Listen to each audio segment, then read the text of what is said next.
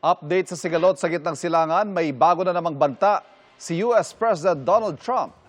Pasasapugin daw nila ang mga power plant sa Iran kung hindi nito bubuksan ng maayos ang Strait of Hormuz sa loob ng 48 oras. Inatake naman ng Iran ang dalawang bayan sa Israel na malapit sa mga nuclear site. Nakatutok si Mark Salazar.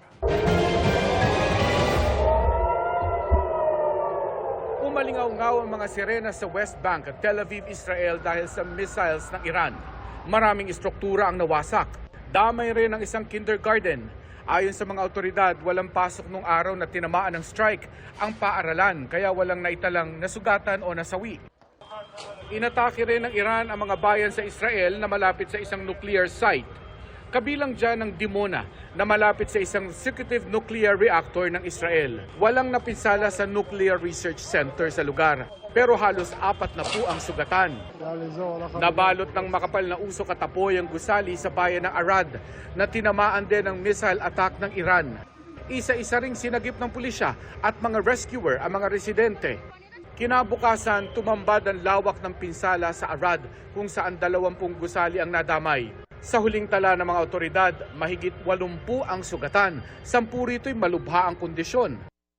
Sa pahayag ng Iran Revolutionary Guard, tinarget nila ang mga military installation at security center sa southern Israel. Ang Israel naglabas naman ng video ng kanilang pag-atake sa umano'y main site ng mga ballistic missile infrastructure sa western Iran. Marami raw silang nasirang ballistic missile array matapos ang pag-ataking ito. Binigyang diin ng Defense Minister ng Israel na mas palalakasin ng sanib puwersa ng Israel at Amerika ang pag-atake nila sa Iran ngayong linggo. Si US President Donald Trump tila kumambyo naman sa pahayag niyang matatapos na raw ang kanilang mission sa Iran. Nagbabala ngayon si Trump na aatakihin ng Amerika ang iba't ibang power plant sa Iran. Kung hindi nito bubuksan ang Strait of Hormuz nang mapayapa at walang pagbabanta sa loob ng 48 oras.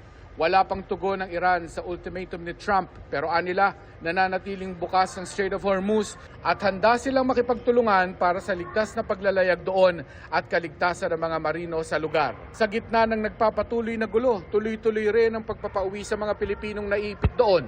Ligtas na nakauwi sa Pilipinas kahapon ang 25 Pilipino matapos ilikas mula sa Israel. Para sa GMA Integrated News, Mark Salazar, nakatutok 24 oras.